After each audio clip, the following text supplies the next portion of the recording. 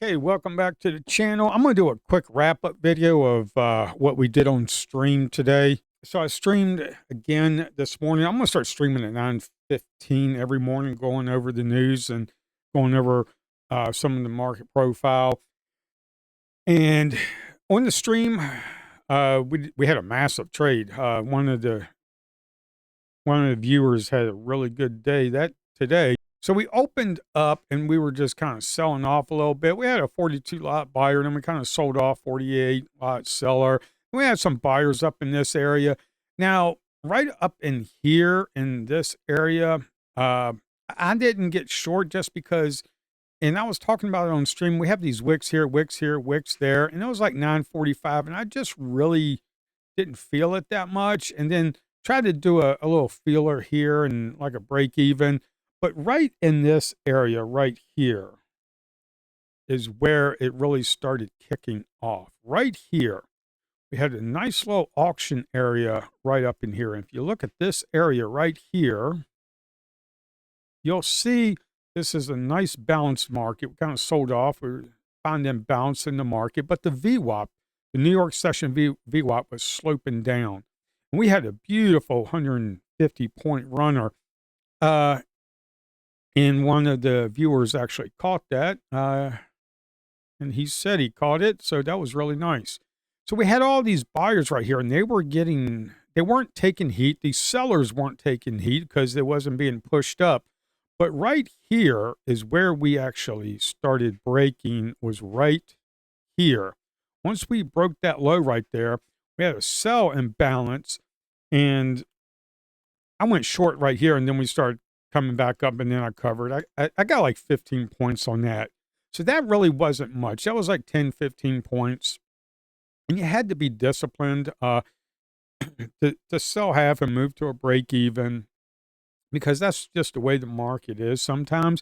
And then we had another area where we kind of sold off, and then we had another balance area where it's just basic market structure. The market looks for value, it finds it, and then we have a balanced market, and then we kind of sold off a little bit imbalance, and then we went back into a balanced market, and then we saw this 272 108 48 lot. We have like 400 lot buy orders kick off. And the thing is, you have to think about these institutions. You have to think about this. When you've got 400 lots at $20 per tick, that's $8,000 per tick.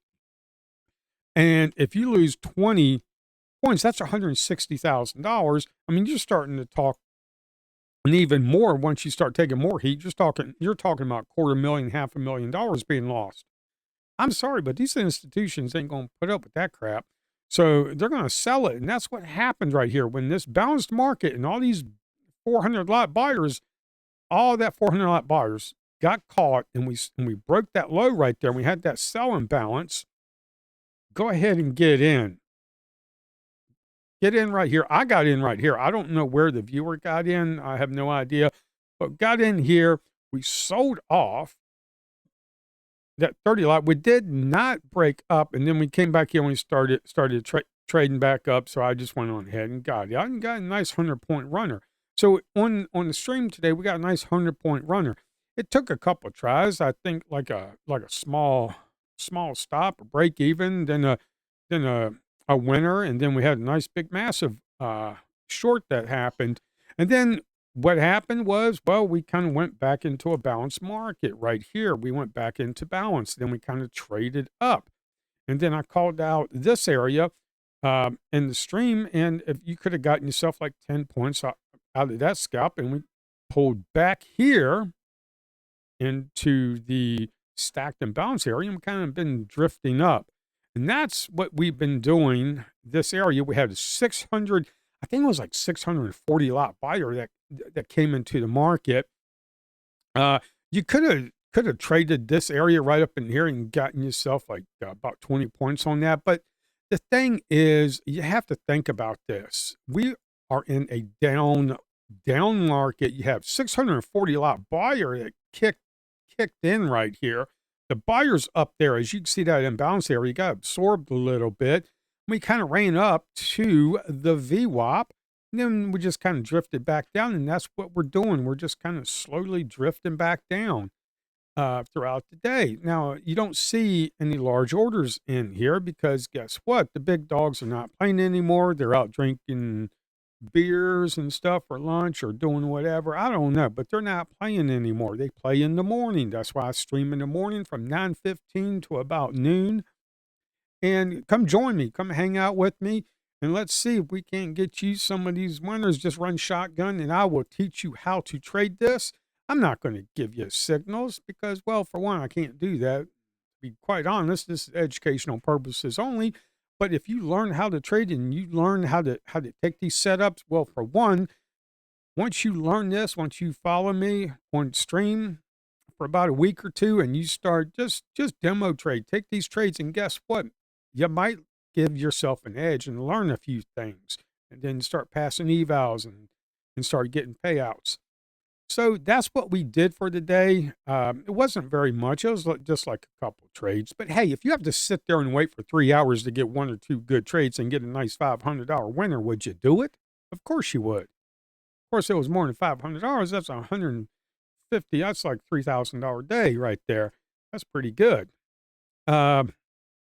But we're kind of just slowly drifting back down. Now, I want to go over some updates that I did for the DOM. This is the DOM. The updates for the DOM is pretty good. During stream, I kind of deleted the stream just because, well, I was having problems with the DOM. There was an error message that kept popping up. And I think I fixed it because I modified the code a little bit. It was a threading issue in C#. There's a threading issue of me reading the data on the market data and writing to it and reading from it. I forgot to put a lock in. There was just some threading issues. That's all. Hopefully I fixed it because I haven't seen the error now that I'm testing it. Well, let me go over to DOM. There's kind of the big things that I did was in the trades area. I kind of added these trades.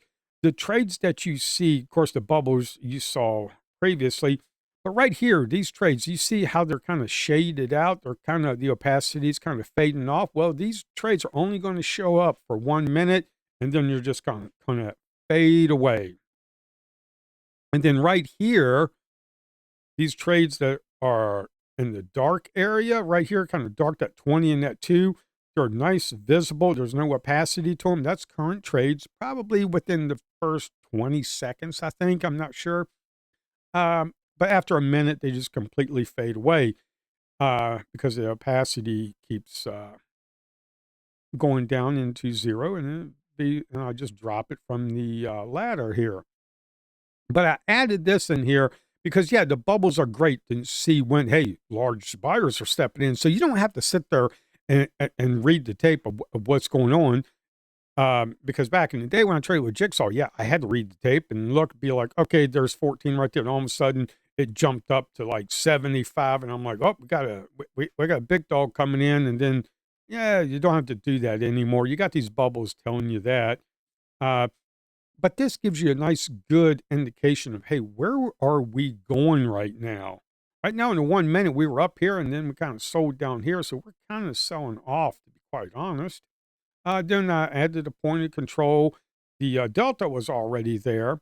You see these bubbles right here. These are large resting orders. It has to be 30 or more that I have it set to. So if it's 31, it's the large resting order.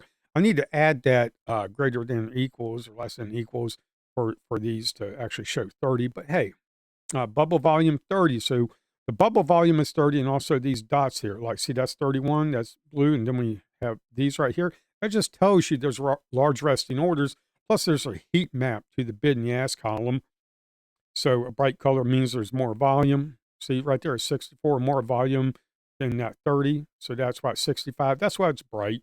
It's just a nice little heat map to kind of give you an idea where you're at. So that's what I added to it. And also the bin, that's already added, but I added the bubble volume and also the clear. The clear is really nice because at 9:30, I can get in because right now this is showing, I don't know how many ticks, like 400,000, I'm not sure. But you can hit the clear button, clears everything out. So at 9:30, I just hit the clear button, clear it out. So I get, so I know exactly what's going on at 9:30. about 30 seconds before the market opens, I'll hit clear, and then I'll be able to see what's going on. Uh, and if you want to get it back, well, you can just come over here to the 4 and just hit enter. Come over here, click on the 4, hit enter, and you get all the historical information back if you want. Also, right now, you can switch over to ES. Let's go back here to the NQ. Let's go to just a 1 bin. Because I have it set to a tick margin of 2 or 4 sometimes for NQ. Let's go over to the ES. Let's see what the ES is doing. It's loading up the historical data. As you can see here, it just loads up the historical data for the ES. Now, it doesn't, I don't know how much historical data it loads up, to be quite honest. I have no control over that. See, that's the bad thing. I have no control over that. Kind of like in the other video, why it's not 100% accurate for historical bars. I have no control. It's like 90% accurate. I have no control over the data, historical data I'm getting for the DOM. I just don't have any control of how much we're getting. So that's why if you're trading off the DOM, you have to, if you want to trade at 9:30, make sure you're at the desk at 9:30, hit the clear button at 9:30, and you'll start building it out.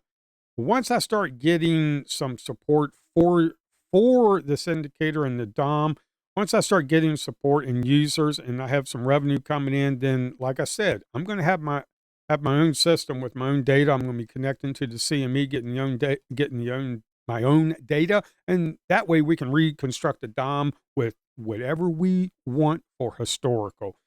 That way you can get like, oh, okay, I just want to know what happened from 8:30. Okay, go to 8:30, choose 8:30, and then when you go from there, and I'm not going to be able to go back like 5 days of tick data. That's just kind of ridiculous, to be quite honest. But at least when I get some support for this, I'll have some revenue coming in. I will be able to do our own data server, and we'll be able to control how much data, and we won't be constrained to what your broker, what data provider you're connected to, that you're constrained to. So that's all I have. We had a nice day today. I went over this on stream, connected all these little squares of, hey, we're in a balanced market. When we break this, we could get a sell off. And that's exactly what we did. We got a nice 150-point runner. So make sure you join me on stream tomorrow at 9:15. I will talk to you later. Bye.